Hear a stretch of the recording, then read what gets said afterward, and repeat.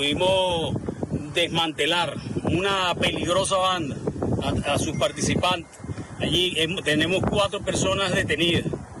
Hubo enfrentamiento y algunas personas resultaron heridas y otros que se enfrentaron a la justicia a través de la intervención legal por hacer armas contra la fuerza policial fueron neutralizados.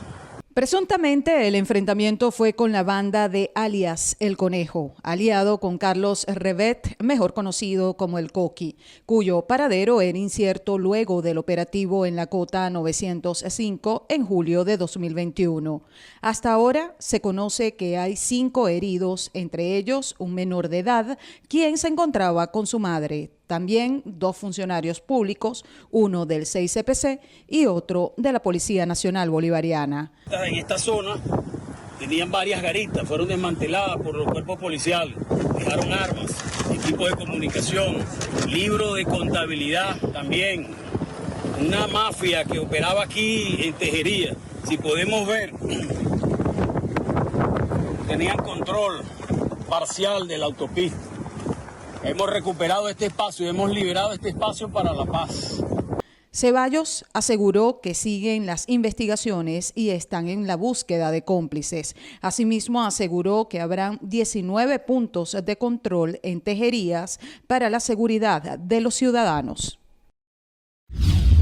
Buenas tardes. El representante de la ONG Coalición para los Derechos Humanos y la Democracia, el abogado Alonso Medina Roa, señaló que la muerte del capitán Rafael Acosta Arévalo se debió a más de las 30 lesiones de torturas que recibió durante su detención en la Dirección General de Contrainteligencia Militar. Una de las cosas importantes de esta sentencia es que se admitió que efectivamente la muerte del capitán Acosta Arévalo fue producto de las torturas. Fue ocasionada por las 38 lesiones que fueron descritas. De tal manera que el primer elemento determinante en este juicio fue la tortura. Por primera vez hay una condena por tortura claramente demostrada en la Dirección General de Contrainteligencia Militar. Medina Roa agradeció el trabajo de los médicos forenses y patólogos del Ministerio Público, quienes describieron las lesiones de tortura que sufrió el militar mientras estaba detenido. Fue un testimonio desgarrador el de los médicos. Fue realmente, y hay que aplaudir ese equipo de médicos que participaron en la autopsia, en el reconocimiento del cadáver del capitán Acosta Arévalo, porque gracias a ello hoy tenemos justicia y hoy sabemos que la causa de la muerte de forma indiscutible, a pesar que era del conocimiento público, fue el tema de las torturas. El representante jurídico también señaló que solicitaron ante el Ministerio Público la investigación sobre la cadena de mando que ejercía poder en el momento de la muerte del capitán Acosta Arévalo.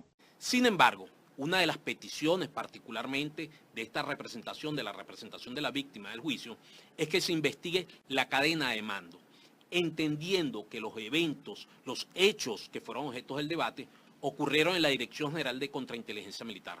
Una instalación militar, un organismo que depende del Ministerio de la Defensa. Y como todos sabemos, en ninguna instancia militar ocurre algo que no sea del conocimiento de los superiores. El abogado aclaró que aunque los funcionarios implicados en la muerte del capitán Acosta Arévalo hayan sido sentenciados por la justicia venezolana, el caso sigue abierto en la Corte Penal Internacional, en donde llevan una investigación sobre los presuntos crímenes de lesa humanidad cometidos por el Estado venezolano. Desde Caracas, Venezuela, María Alejandra Silva. Gracias por el contacto. La tarde de este domingo 6 de febrero, un estruendo alarmó a los habitantes de Residencias Parque Vidoño en el municipio Bolívar, estado Anzoátegui. Se trató del desprendimiento de las escaleras y parte de la estructura de la torre del urbanismo construido por la Gran Misión Vivienda Venezuela en el año 2013. Más de 80 familias que habitan en este conjunto residencial han reiterado en varias ocasiones la problemática en la que viven, esperando ser reubicados por las autoridades. Desde el 2018 comenzaron rupturas de tuberías de aguas blancas, filtraciones de aguas negras, grietas y la suspensión del gas directo.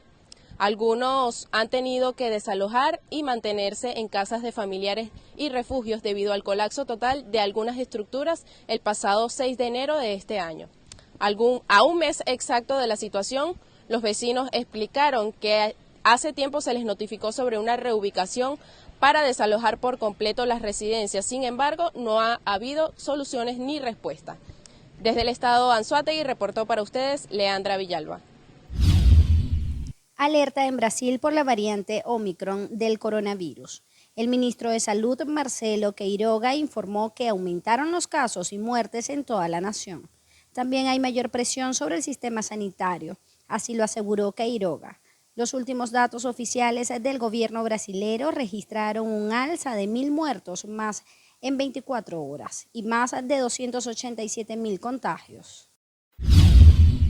Disminuyó 46% de contagios por el coronavirus en Bolivia con respecto a la semana pasada. El ministro de Salud, Jason Ausa, informó que durante los últimos 7 días contabilizaron 21.555 casos positivos, mientras la semana pasada fueron casi 40.000 casos, lo que significa una desescalada de la cuarta ola de la pandemia. Más de 550.000 firmas ha reunido la petición contra el uso de pase COVID-19 en Países Bajos para hostelerías, eventos culturales, entre otros espacios. Cabe destacar que entre los firmantes se encuentran profesionales de la salud y la exsecretaria de Estado, Mona Keiser, quien fue despedida por el gobierno anterior al estar en contra de este sistema. En Portugal dejarán de exigir el test negativo a viajeros, aceptando el certificado COVID-19 como única exigencia. Además, desde hoy los test rápidos de antígenos serán válidos por 24 horas para entrar a grandes eventos culturales o deportivos y no 48 horas. Todos a 1.000 pesitos. Chococono a 1.000 pesitos. Una especie en extinción. En Colombia ya casi nada cuesta 1.000 pesos. La inflación en los últimos meses está borrando los precios bajos y los salarios de la gente, y apenas está comenzando. Tenemos claro que en los próximos meses vamos a tener presiones adicionales en esta variable, y adicional a eso vamos a tener algunas presiones respecto al aumento del precio de la gasolina debido a que el petróleo ha tenido un comportamiento al alza. O sea que inflación en los próximos meses al alza. Según el primer informe del Banco de la República, la inflación acumulada en los últimos 12 meses ha sido del 6,94%. Sin embargo, en la calle, los comerciantes sienten una subida de precios mucho mayor. Lo que son lácteos y cárnicos ha subido un 19 o un 20%. Lo que ha sido Colanta, la empresa Colanta la ha subido 3 veces de diciembre a la fecha. El comportamiento del mercado es a la alza. Todo está subiendo, tanto el plátano como la papa, el tomate, la yuca, el limón, ha ido subiendo de estas últimas semanas. Para los consumidores, cada día es más difícil rendir el exiguo presupuesto para cubrir sus necesidades. Básicamente en los alimentos diarios, como son las carnes, las verduras, el arroz, los quesos, los lácteos. El Banco de la República subió recientemente las tasas de interés para desacelerar la economía y reducir el incesante incremento de los precios. Hay toda una estrategia para poder anclar las expectativas sobre la inflación, y esas expectativas se anclan en función de subir o bajar las tasas de interés de referencia para crear algunos incentivos o desincentivos en un momento determinado con la demanda. En su informe, el Banco de la República ha advertido que 2022 no tendrá las mejores condiciones económicas. En este sentido, los expertos advierten a la población que es necesario tomar previsiones ante esta nueva temporada invernal. 2 de ellas tienen que ver con maximizar el cuidado de los gastos en el hogar y la segunda, evitar endeudarse con productos financieros como las tarjetas de crédito. En Bogotá, Colombia, Alexander Loaiza, BPI TV. Borrell y Antony Blinken, secretario de Estado de Estados Unidos, aseguraron durante el Consejo de Energía Bilateral en Washington que el alarmismo sobre las tropas rusas en frontera con Ucrania está basado en hechos y el comportamiento previo de Rusia. Además, criticaron a Vladimir Putin por usar el suministro de energía europeo como un arma geopolítica. Por ello, acordaron intensificar la cooperación entre Estados Unidos y la Unión Europea. Por su parte, el presidente estadounidense Joe Biden se reunió con Olaf Scholz, canciller alemán, para discutir sobre el robusto paquete de sanciones en contra de Rusia en caso de invadir Ucrania. Entre ellas destacan paralizar el gasoducto Nord Stream 2. Por otro lado, en los últimos meses, Ucrania ha recibido unos 1.500 millones de dólares en armamento y equipos militares, según información de Dmytro Kuleba, ministro de Exteriores, quien también agradeció el respaldo que ha recibido su país. Buenas tardes. El ministro de Interior, Justicia y Paz, Remigio Ceballos, confirmó esta tarde la muerte de Carlos Luis Revete, conocido como el Coqui, durante un enfrentamiento con los funcionarios de la Brigada de Acciones Especiales del 6CPC en el sector El Arenero de Tejerías, en el estado de Aragua. Presuntamente también durante este operativo habría fallecido Carlos Gómez, líder negativo del sector y quien era conocido como el Conejo. Aproximadamente a las 2:14 se conoció extraoficialmente que ingresaron los cadáveres de ambos líderes negativos a la morgue de Bellomonte. Por otra parte, el ministro también señaló que los operativos continúan activos en la autopista regional del centro y en distintos sectores del estado de Aragua, porque continúan con la búsqueda de los cabecillas de la banda de la Cota 905, conocidos como el Garbi y el Pampi. Por otra parte, Fermín Mármol García, abogado criminalista, afirma que este es el resultado cuando a las fuerzas públicas se les permite hacer su trabajo. Nos demuestra que cuando hay voluntad, cuando hay apoyo político para que las instituciones, para que los órganos de seguridad ciudadana cumplan con su mandato constitucional y legal, es posible.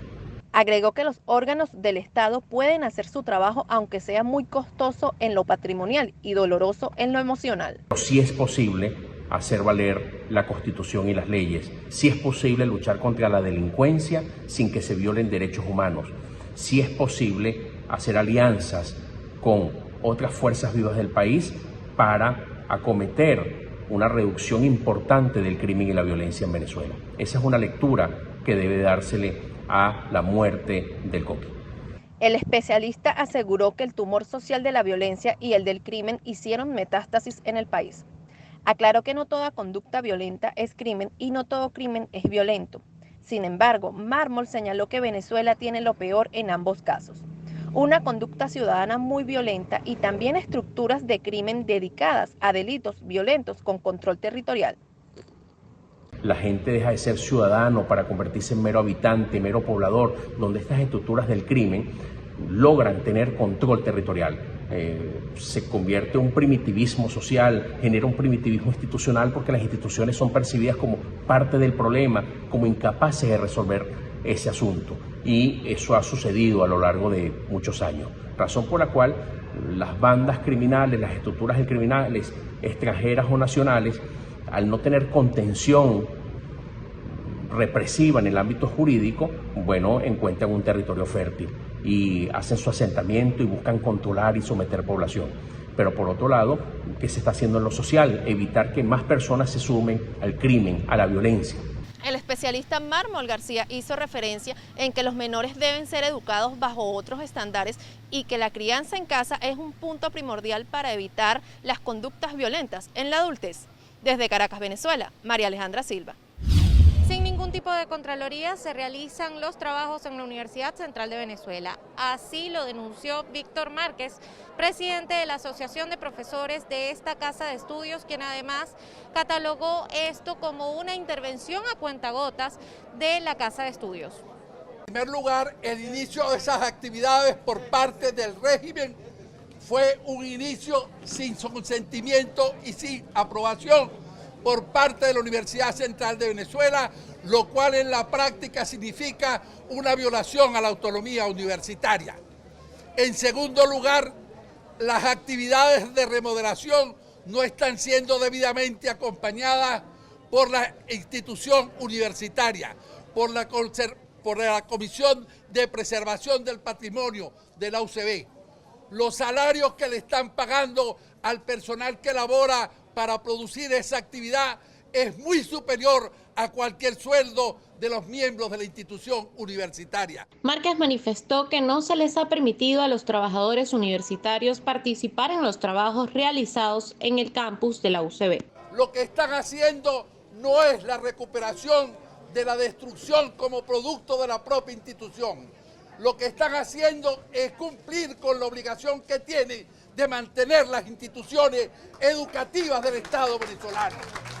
Desde la Asociación de Profesores de la Universidad Central de Venezuela llamaron a todo el personal obrero y de profesores de esta casa de estudios a manifestarse el próximo 15 de febrero para así exigir al Ejecutivo Nacional el pago de un salario digno para todos ellos. Desde Caracas, Venezuela, Irene Mejías. Según información del ministro de Seguridad Nacional de Trinidad y Tobago, se pusieron en marcha 2 investigaciones sobre el incidente donde murió una bebé y su madre resultó herida por presuntos disparos de la Guardia Costera. De igual forma, el ministro expresó palabras de condolencias a los padres de la bebé y a la administración de Nicolás Maduro. Por su parte, Kalama Persad Bicesar, líder opositora, condenó el hecho y lo calificó como asesinato de un bebé, al tiempo que aseguró que ver esas acciones de la Guardia Costera contra migrantes es desgarrador. Más temprano, la Comisión Interamericana de Derechos Humanos había hecho un llamado al gobierno de Trinidad y Tobago para investigar los hechos, sancionar a los responsables y reparar integralmente a los familiares. Buenas tardes. Un grupo de estudiantes consignó un documento ante la Embajada de Trinidad y Tobago para exigir a las autoridades de este país que inicien una investigación en contra de los funcionarios que dispararon a una embarcación en donde se trasladaban migrantes venezolanos y falleció un niño. Hace unos días le arrebataron un bebé en brazos a su madre, bajo un tiroteo, por la Guardia Costera de Trinidad y Tobago. Estamos cansados de que los venezolanos nos vean como cualquier cosa. Estamos buscando nuevas oportunidades en otros lados, ya que aquí el régimen no nos ha permitido seguir adelante. ¿Cómo es posible que una madre haya tenido que ver morir a su hija en brazos? El representante de la ONG Coalición para los Derechos Humanos y la Democracia aseguró que los organismos internacionales deben realizar una visita a Trinidad y Tobago para verificar la situación de los venezolanos criminalizados en la isla. En varias solicitudes que hemos hecho ante instancias internacionales como la Comisión Interamericana de Derechos Humanos para que se constituya una comisión de esta organización y se efectúe una visita in loco para que pueda levantar un informe en relación a la situación en la que se encuentran muchos venezolanos que hoy en día están privados de libertad injustamente por su condición de migrante. Los estudiantes y organizaciones no gubernamentales aseguraron que van a acudir a las sedes de la ONU en Caracas para exigir que tomen más acciones con respecto al resguardo de los venezolanos que están huyendo de la crisis humanitaria que atraviesa el país. Desde Caracas, Venezuela, María Alejandra Silva. El presidente estadounidense Joe Biden prometió el lunes que pondrá fin a la construcción del controvertido oleoducto Nord Stream 2 que abastecería de gas ruso a Europa en caso de que las tropas rusas invadan Ucrania. Si Rusia invade, eso significa que tanques o tropas crucen la frontera de Ucrania nuevamente. Entonces ya no habrá un Nord Stream 2. Le pondremos fin. Pero, ¿cómo hará eso exactamente, dado que el proyecto y el control del proyecto están bajo el control de Alemania? Lo haremos, te lo prometo, podremos hacerlo. Biden habló junto al canciller alemán Olaf Scholz en su primera visita a la Casa Blanca. Sin embargo, Scholz se mantuvo más moderado y solo prometió estar unidos con Biden. El funcionario evitó también mencionar el gasoducto con nombre propio o confirmar directamente que apoyaría eliminar la infraestructura.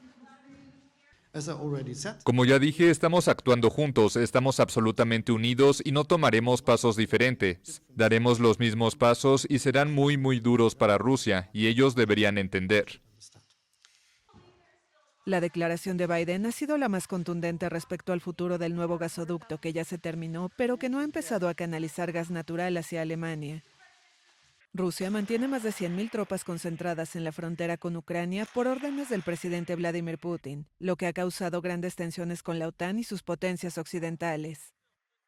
Scholz, quien asumió el frente de Alemania tras la salida de Angela Merkel, ha sido criticado por Ucrania y Estados Unidos por su postura más pasiva y su decisión de no enviar armas paramilitares ucranianos como han hecho Estados Unidos y otros aliados de la alianza. Por su parte, el Kremlin indicó que hubo puntos de convergencia en la reunión con Macron, pero puso freno a los informes de que en esa reunión hubiesen acordado reducir las tensiones en la frontera con Ucrania. Hasta ahora, el portavoz de Rusia, Dmitry Peskov, no ha confirmado ningún paso tangible para una solución.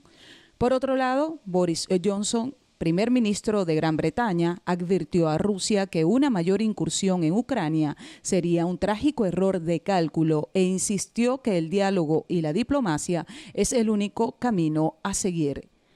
Sin embargo, en la frontera entre Ucrania y Rusia está una calma desconcertante y aunque las tensiones políticas crecen en temas prácticos, la situación se mantiene igual para las tropas de ambos países. Un soldado ucraniano le dijo a AFP que si los rusos creen que pueden llegar a Kiev en 2 días, que lo intenten. En 2014 los detuvieron cuando tuvieron que usar sus propias armas, pero ahora son uno de los ejércitos más fuertes, aseguró el soldado. Hemos logrado detener 13 delincuentes, están capturados, 9 masculinos y 4 femeninas. 5 delincuentes que se enfrentaron a la fuerza policial y se aplicó el uso proporcional, progresivo y diferenciado de la fuerza, como lo establece nuestra Constitución, cayeron abatidos. Asimismo, aseguró que pudieron incautar armas de guerra, 9 camiones cisterna, libros de contabilidad con el cobro de vacunas a empresarios de la zona. Remigio Ceballos señaló que están en la búsqueda de alias El Conejo y mencionó a quienes ya fueron aprehendidos. De los 13 aprehendidos, se encuentran los ciudadanos Starling José, Karen Scarl, Lucero del Carmen, Jonathan Páez, Manuel Ricardo, Juan Elías, Nelson Vilera, Taelis Alexandra, María Inés, Alirio José, Luis Durán, Rodolfo Javier, Eudin José. Asimismo, nos mantenemos en la búsqueda del resto de los integrantes de esta peligrosa banda. Están plenamente identificados y nos mantenemos activos tras su búsqueda y captura. Por otro lado, criticó la supuesta interferencia de la prensa durante el desarrollo de la operación policial. Hemos observado cómo algunas personas y organizaciones en redes sociales y otras que ejercen la profesión de periodistas o se hacen pasar por periodistas interfieren en las acciones policiales, publicando fotografías o inmiscuyéndose en el proceso de investigación. Se les invita a todos a apegarse y cumplir el código de ética de la carrera periodística y evitar aterrorizar con sus mensajes al pueblo venezolano. Buenas tardes. Un grupo de jóvenes exigió este miércoles a los organismos internacionales para la defensa de los derechos humanos de los refugiados abrir una investigación en contra del gobierno de Trinidad y Tobago tras el asesinato de un niño migrante venezolano. El llamado es uno: a la comunidad internacional y a la dirigencia opositora de este país. No nos pidan que sigamos entendiendo los tiempos diplomáticos. No nos pidan que sigamos esperando por tiempos políticos. Señores, nosotros no nos podemos dar el lujo de esperar al 2024 porque, señores, nos pueden matar en el camino. Porque no sabemos si alguno de los que está aquí va a tener que huir de este país y lo asesinen en una frontera. Entonces, tenemos el lujo de esperar por otro año más. Tenemos el lujo de esperar al 2024. No podemos, porque nos están acabando, porque nos están matando a nuestros niños, porque están matando a nuestros abuelos, porque están matando a nuestros padres, y frente a eso nosotros tenemos que tomar cartas en el asunto. La organización no gubernamental Coalición por los Derechos Humanos y la Democracia solicitó ante la oficina de la Alta Comisionada de la ONU, Michelle Bachelet, exhortar al gobierno de Trinidad y Tobago a respetar los tratados internacionales. Estamos consignando esta solicitud con el propósito de pedirle a la Alta Comisionada de las Naciones Unidas para los Derechos Humanos que pueda exhortar al Estado de Trinidad y Tobago para que cumpla con las normativas de los pactos internacionales en materia de derechos humanos. En el caso del Estado de Trinidad y Tobago se están violando normativas que forman parte de la dogmática internacional, como lo son la Convención de Naciones Unidas sobre Derechos del Mar, como lo son la Convención para los Refugiados, en virtud de los últimos acontecimientos que se suscitaron el sábado pasado. Tanto los jóvenes como distintas organizaciones no gubernamentales están solicitando a la oficina de la Alta Comisionada para los Derechos Humanos, Michelle Bachelet, realizar una visita a Trinidad y Tobago para constatar el estado de salud en que se encuentran los venezolanos detenidos por causas migratorias. Desde Caracas, Venezuela, María Alejandra Silva. Jubilados y pensionados de diversos gremios y sindicatos como Salud y Educación protestaron este miércoles en pleno centro de la ciudad de Caracas para exigirle a la administración de Nicolás Maduro mejoras en las condiciones salariales y de sus pensiones para poder llevar una vida digna. Estamos pidiéndole al ministro del Trabajo, al ministro de Finanzas, al Procurador General de la República, parte de esta situación de la normativa laboral para que se sienten de una vez a discutir la normativa laboral porque el sueldo es muy bajo. En medio de la protesta conocimos el caso de la señora Emma Peña, paciente oncológica y pensionada, quien asegura tener que cumplir su ciclo de radioterapia sin no contar con los recursos necesarios para su tratamiento. ¿Con qué dinero voy a pagar yo $3.500 para hacerme una radioterapia? Yo quiero que el gobierno me lo diga, que se la pasa haciendo circos en todas partes, poniendo luces, poniendo cosas que a nosotros no nos interesan. Un cacique que puso en la autopista que habrá arreglado, aunque sea 2 máquinas de radioterapia. Hablo con la directora del hospital y me dice la directora, bueno, hay que esperar que se mueran uno para meter a otro. Entonces yo tengo que esperar a morirme yo para que metan a otro. Que me ayudan mis hijos, me ayudan familiares, pero no es lo mismo. Eso no es el caso. El caso es que yo trabajé toda la vida para pedir una pensión para que ahora le pase esto. Desde este lugar hicieron también un llamado para sumarse a la protesta nacional del próximo 15 de febrero, que englobará a todos los gremios y sindicatos del país para unirse en una sola voz y exigir las reivindicaciones laborales a la administración madurista. Desde Caracas, Venezuela, Irene Mejías. Así como esta frutería tiene toda la vida, todo el mundo la conoce en Altamira y fue tumbada de la noche a la mañana. Más de 60 años de funcionamiento tenía la frutería Viruma en la sexta transversal de Altamira.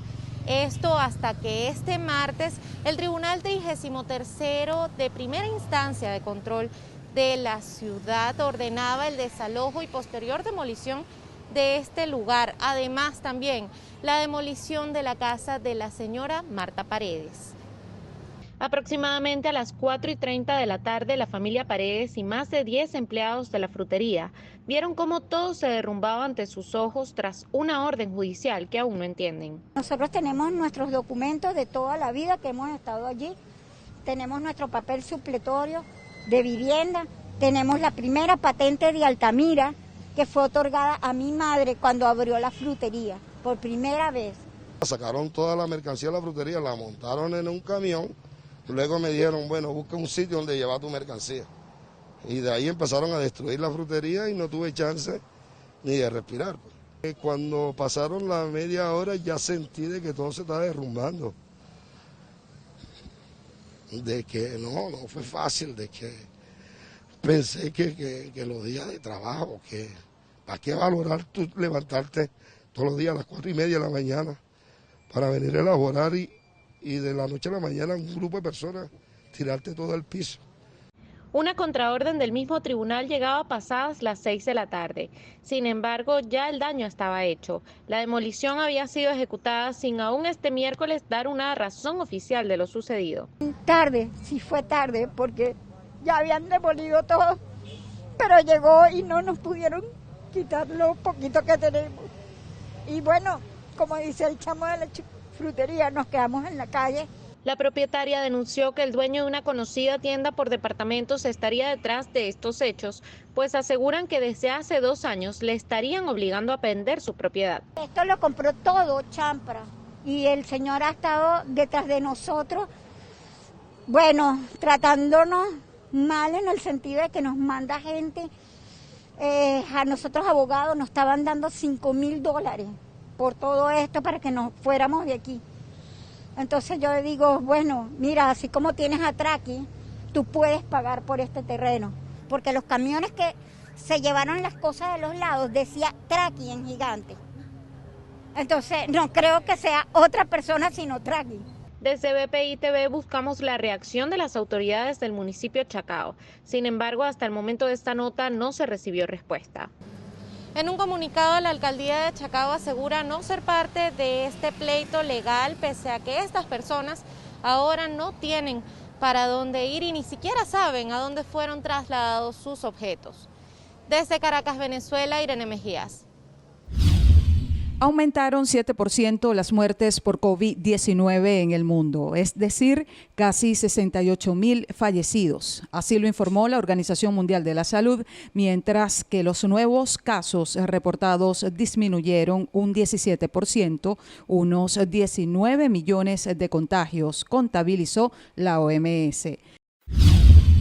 Sin embargo, la organización solicitó 23,000 millones de dólares a los países desarrollados para financiar vacunas, tratamiento, test y otras herramientas contra la COVID-19 para poner fin a la emergencia global en 2022.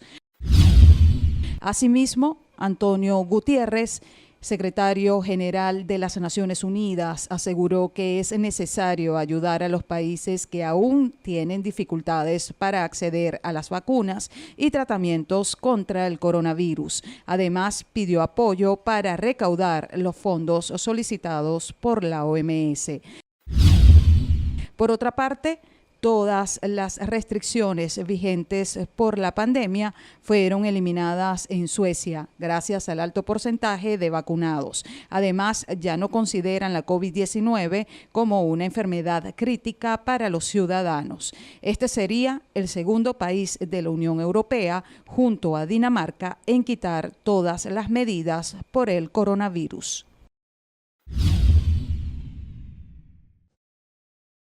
La directora ejecutiva de Amnistía Internacional Argentina, Mariela Belsky, manifestó en un comunicado que es innegable la discriminación política con la administración de Maduro. Persigue a manifestantes y defensores de derechos humanos. De acuerdo a la investigación, no hay duda de la relación entre funcionarios, medios y dichos ataques, señaló Belsky. El estudio realizado en conjunto con el Foro Penal y el Centro para los Defensores y la Justicia, titulado Represión Calculada, correlación entre las estigmatizaciones y las detenciones arbitrarias por motivos políticos en Venezuela. También muestra cómo la represión calculada de la administración de Nicolás Maduro podría configurar el crimen de lesa humanidad de persecución. En el mismo trabajo de investigación se calculó en el 2019 la correlación general entre los ataques estigmatizantes y las presuntas detenciones arbitrarias por motivos políticos. Era del 29%. En el 2020 aumentó al 42% y en el primer semestre del 2021 llegó hasta el 77%. Hay una vinculación del 74% en el 2019 con las presuntas detenciones que se producen por los órganos de inteligencia, Dirección General de Contrainteligencia Militar y el Servicio Bolivariano de Inteligencia Nacional.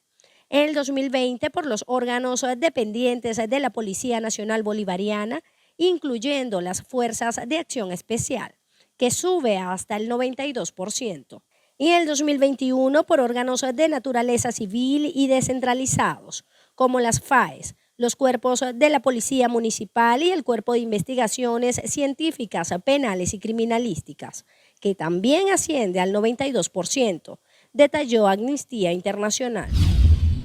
El movimiento venezolano por el referéndum revocatorio Mover introdujo este jueves un recurso de nulidad ante el Tribunal Supremo de Justicia para impugnar las acciones realizadas por el Consejo Nacional Electoral el pasado 26 de enero durante la recolección de firmas para un posible referéndum revocatorio. Hemos recurrido contra las actuaciones publicadas en la Gaceta, en la página web del Consejo Nacional Electoral, fundamentalmente por la forma abrupta, desconsiderada y violatoria de los derechos constitucionales como operó la mayoría de rectores oficialistas del Consejo Nacional Electoral. Y en ese sentido nosotros le estamos solicitando a los señores magistrados del Tribunal Supremo de Justicia que repongan la causa al estado de apertura del proceso, por cuanto estas actuaciones del Consejo Nacional Electoral son un golpe a la Constitución Desde Mover indicaron que no son ciertas las aseveraciones del Consejo Nacional Electoral que aseguran que el plazo para la activación de un referéndum revocatorio es inviable tras lo realizado el 26 de enero. El derecho a revocar sigue vigente y que lo que afirmó la rectora Tania D'Amelio en relación al hecho de que está cerrado el proceso de revocatorio es absolutamente falso.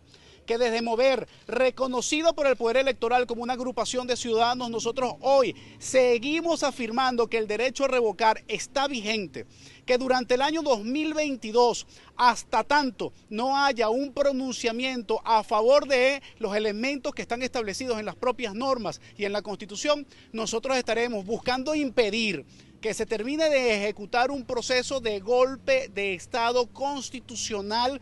Desde Mover invitaron a los diferentes partidos y organizaciones políticas a adherirse a este documento de nulidad por los hechos del pasado 26 de enero, los cuales catalogaron de inconstitucionales. Desde Caracas, Venezuela, Irene Mejías. Vecinos de diversas parroquias de la ciudad de Caracas protestaron la mañana de este jueves en los alrededores de la estatal de telecomunicaciones CanTV y entregaron un documento denunciando las constantes fallas en el servicio. Por favor, me arregle mi línea telefónica, 3 años la tengo dañada. Soy paciente de alto riesgo, paciente oncológica. Soy un paciente que tengo 3 infartos y una ACV debido al año de quimioterapia. He rogado a todo el mundo, ahora me vine para acá, para la principal.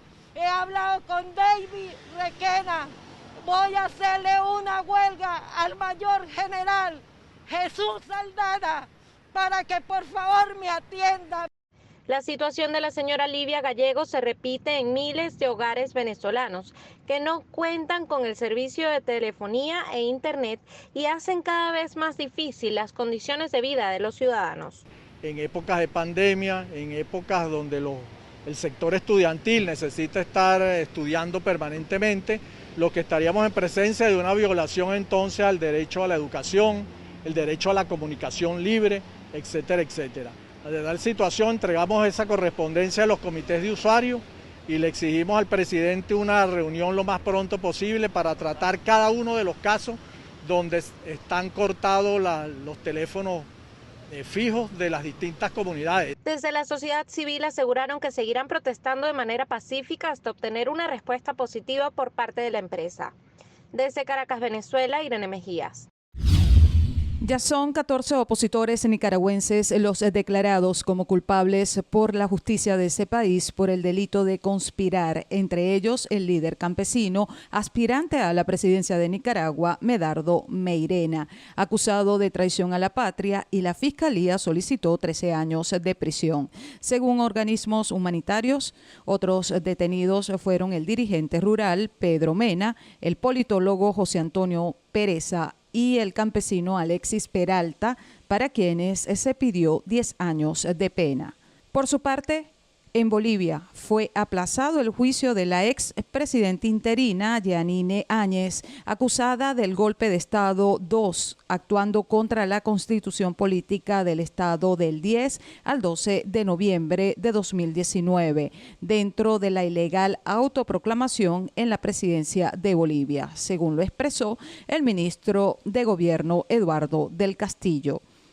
Otra noticia destacada en el ámbito internacional es la pausa que propone el presidente Andrés López Obrador entre México y España. Esto con el fin de darse un tiempo para respetarse y que el país europeo no vea en México una tierra de conquista. Sin embargo, el gobierno español rechazó tajantemente las descalificaciones. Además, aseguraron que el Ejecutivo quiere mantener unas relaciones basadas en el respeto. Mientras tanto, la Policía Metropolitana de Londres anunció que el primer ministro británico, Boris Johnson, también será interrogado en la investigación que realizan las personas presuntamente implicadas en las fiestas de Downing Street durante el confinamiento por la COVID-19. 10 millones de vacunas a Pfizer-BioNTech es el plan de distribución del gobierno estadounidense en caso de que las vacunas sean aprobadas para niños de 6 meses a 5 años de edad.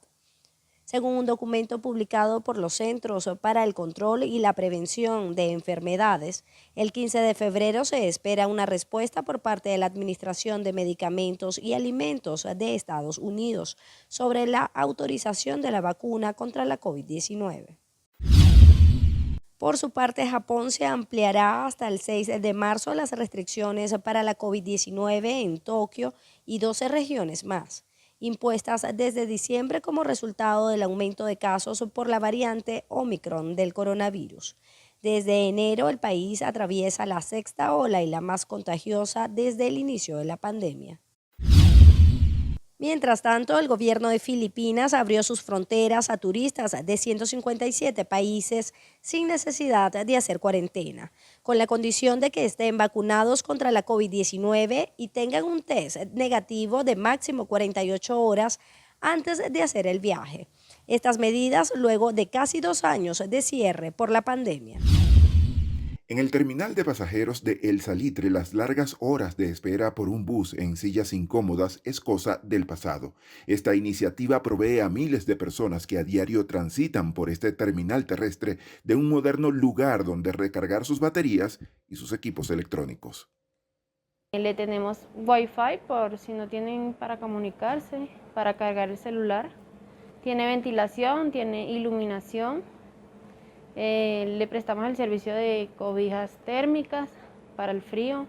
Son 14 modernas cápsulas traídas desde Japón y que sirven para que los viajeros que deben esperar por una interconexión y necesiten un sitio para descansar tengan un espacio higiénico y seguro para hacerlo.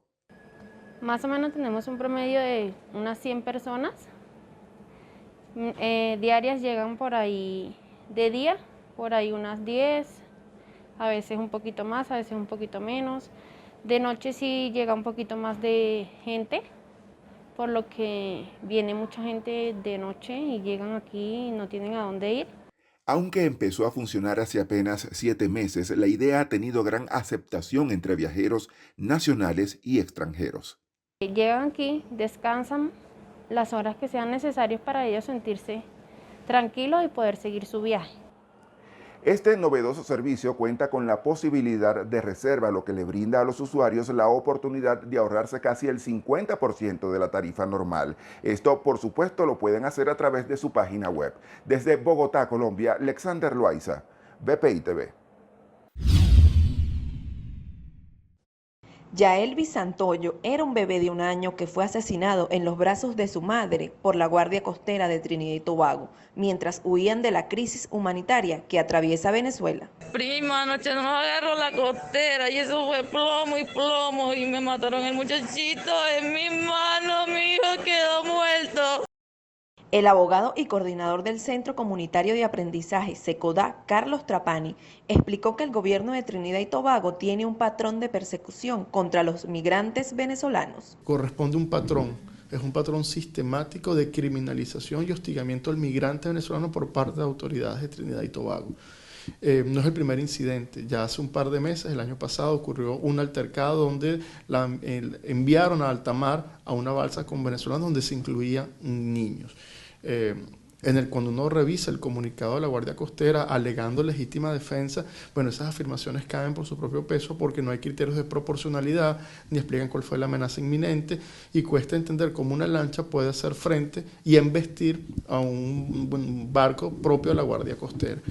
La Guardia Costera de la isla disparó contra una embarcación la noche del 5 de febrero, en donde se trasladaban 43 migrantes venezolanos, entre ellos 19 niños.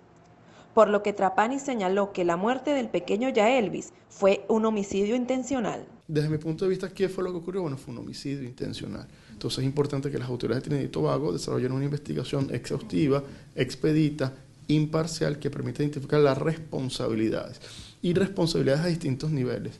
De los funcionarios que materializaron el homicidio, que dispararon, aquellos funcionarios que dieron la orden, o aquellos funcionarios que, teniendo la potestad y la facultad y la atribución de evitar estos hechos, no lo hicieron. Por su parte, la administración de Nicolás Maduro y el equipo de Juan Guaidó pidieron una investigación exhaustiva tras el asesinato del niño migrante venezolano. Sin embargo, el primer ministro de Trinidad y Tobago señaló que la muerte del pequeño fue producto de una acción legal para defender a su país. El asesinato del niño Yaelvis conmocionó a los organismos internacionales, quienes rechazaron de manera contundente las acciones realizadas por la Guardia Costera de Trinidad y Tobago. Según datos de la Agencia de la ONU para Refugiados, cerca de 6 millones de venezolanos se encuentran dispersos en el mundo y 2 de cada 3 son mujeres y niños. Desde Caracas, Venezuela, María Alejandra Silva. Estos migrantes no son ajenos a las difíciles circunstancias que han vivido sus compatriotas huyendo de Venezuela. Las madres venezolanas estamos desesperadas, indignadas de ver a nuestros niños morir, huyendo de la muerte, la miseria y el hambre de Venezuela para caer en garras de criminales, indolentes, gobiernos asesinos. Reclaman acciones a la comunidad internacional y organismos multilaterales contra estas violaciones a los derechos humanos. Organismos internacionales como la ONU, UNASUR, Grupo de Lima, la OEA y cualquier otro organismo, la Unión Europea, que hagan vida en el mundo entero, no importa la región, no importa de dónde sean, la ideología política, la Internacional Socialista, otro organismo, deben pronunciarse ante estos casos atroces que comete el gobierno de Trinidad y Tobago. Miembros de la Asamblea Nacional de 2015 emitieron un acuerdo de rechazo a las situaciones que viven los venezolanos forzados a migrar como consecuencia de la crisis humanitaria. El mismo comunicado que sacó el gobierno de Trinidad y Tobago los incrimina a ellos mismos, porque están simplemente demostrando con ese comunicado que hubo una acción criminal. Denunciarán este hecho ante organismos internacionales para que ejerzan presión sobre Trinidad y Tobago. Ya nuestro embajador ante la OEA, Gustavo Tarre, ya envió una carta a la Comisión Interamericana de Derechos Humanos donde se está solicitando que haya una expresión contundente de rechazo a este acto criminal y las investigaciones que se tienen que dar.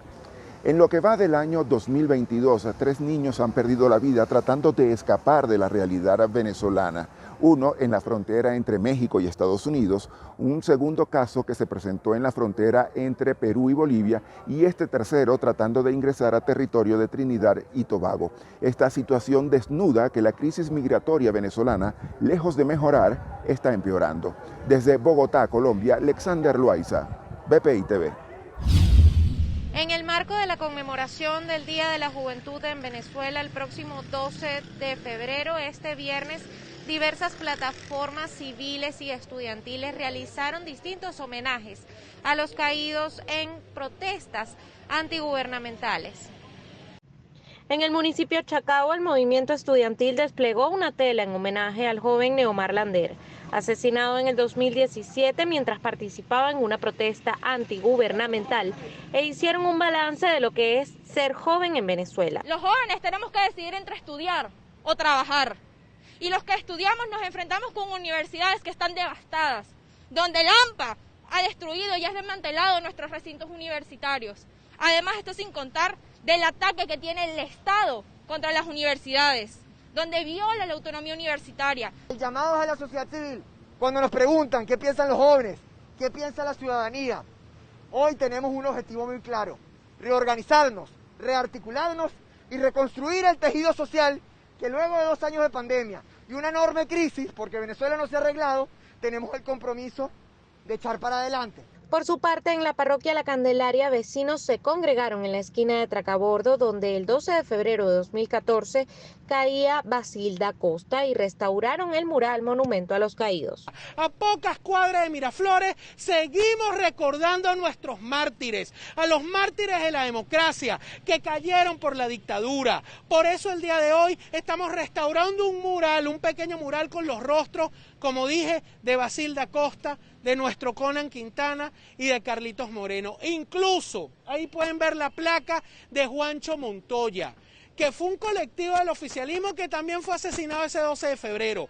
Porque hay que decirlo, no hay muertos azules ni muertos rojos, sino víctimas de la violencia de una dictadura. En este lugar se encontraba la señora Judith Orellana, madre de Conan Quintana, joven asesinado en el 2015. Todos los días lo recuerdo a mi hijo, me hace falta.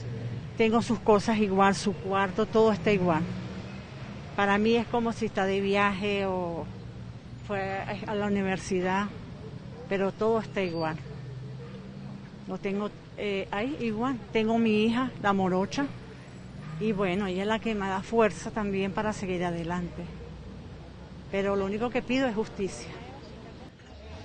Fueron cientos los jóvenes que cayeron entre los años 2014, 2015 y 2017 en el país. A ellos el homenaje que hoy les hacen quienes aún quedan en Venezuela. Desde Caracas, Venezuela, Irene Mejías.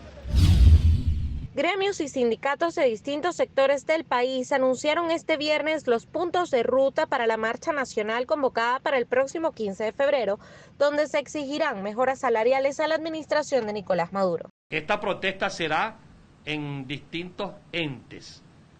Los hospitales de Caracas van a salir a las protestas.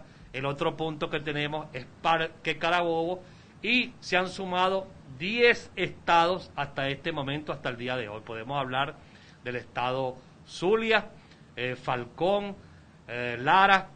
En el oriente tenemos el estado Sucre, Anzoátegui, Bolívar, Carabobo, Aragua y por supuesto Caracas.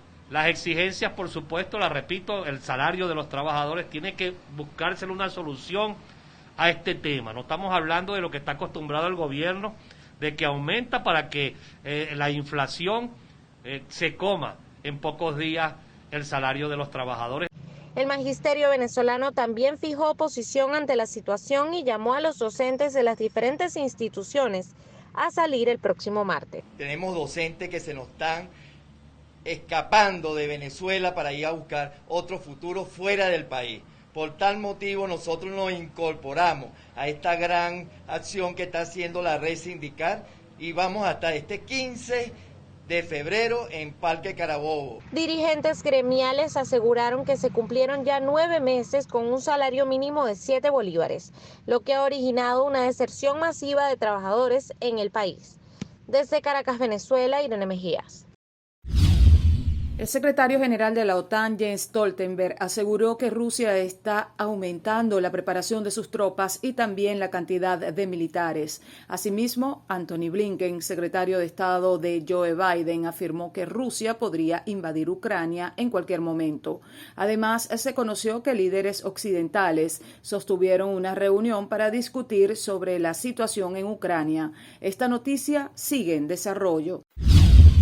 La agencia de la Organización de las Naciones Unidas para los Refugiados, ACNUR, denunció este viernes la detención de 2 periodistas y un grupo de ciudadanos afganos que colaboraban con el organismo. Este suceso ocurre después del reciente arresto por los talibanes de 2 trabajadores de la comunicación afganos, hecho que desató una ola de denuncias sobre la libertad de prensa en el país. Por su parte, el Colegio de Médicos de Perú pidió la renuncia al ministro de Salud, el doctor Hernán Cóndori, y solicitan al presidente Pedro Castillo que, de no renunciar, deje sin efecto la designación de Cóndori. La exigencia se debe a que presuntamente ejerce la profesión de manera ilegal y con publicidad engañosa. En 2021, el Colegio de Médicos abrió un proceso contra Cóndori por supuestamente presentarse como médico obstetra y realmente estar registrado como médico general sin especialidades.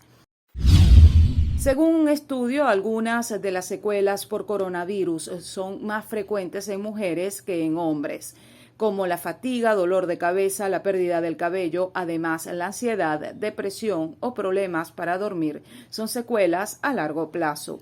Así lo indican investigadores de la Universidad Rey Juan Carlos de Madrid y la Universidad Complutense en una publicación del Journal of Clinical Medicine.